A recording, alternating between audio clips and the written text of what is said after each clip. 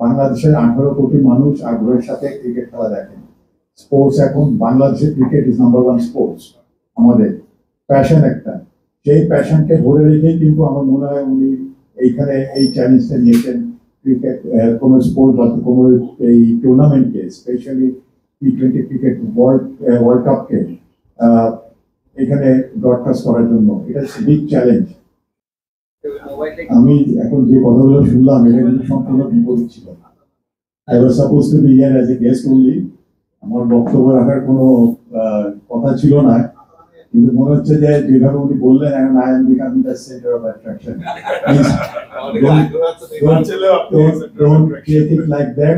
আমি জানি, আমি মিডিয়ার সাথে অনেকদিন ছিলাম, 18 বছর আমি তাদের সাথে কাজ করেছি মিডিয়ার সাথে, বাংলাদেশ ক্রিকেট বোর্ডের তরফ থেকে।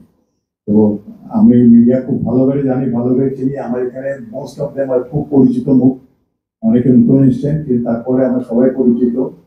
আর মিডিয়ার ব্যাপারে বলতে গেলে যে বাংলাদেশ ক্রিকেটকে আজকে এই জায়গাটা নিয়ে আসার যে অবদান, মিডিয়ার একটা বড় একটা অবদান আছে। আজ থেকে 20-25 বছর আগে মাত্র একটা কি দুইটা টেলিভিশন চ্যানেল ছিল, তখন কিন্তু print media was very strong.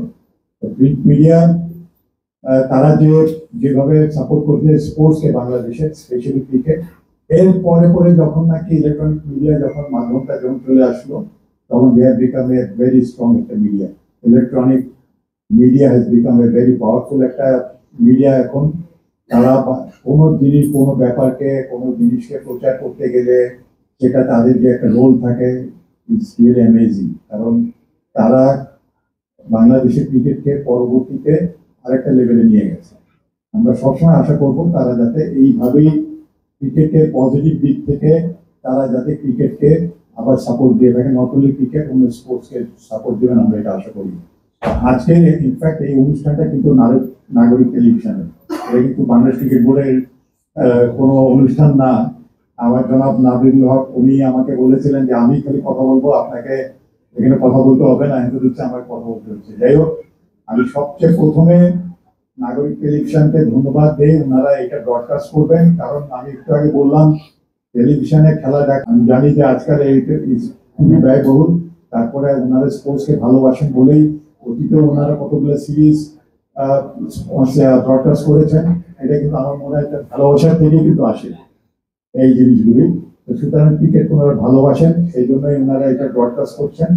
আর ভবিষ্যতে এখানে একটা আমি এটা রিলেটেড একটা বলতে চাই, এটার সাথে যে নট অনলি কোন ইন্টারন্যাশনাল টুর্নামেন্ট বা ওয়ার্ল্ড কাপ, কোনো ওয়ার্ল্ড আইসিসি কোনো টুর্নামেন্ট না, আমরা আশা করব যদি ওনারা আমাদের কিছু ডোমেস্টিক খেলা হয়, খেলাগুলি যদি এখানে যদি ওনারা প্রচার করেন লাইভ, তাহলে কিন্তু আরো ক্রিকেট সামনের দিকে এগিয়ে যাবে।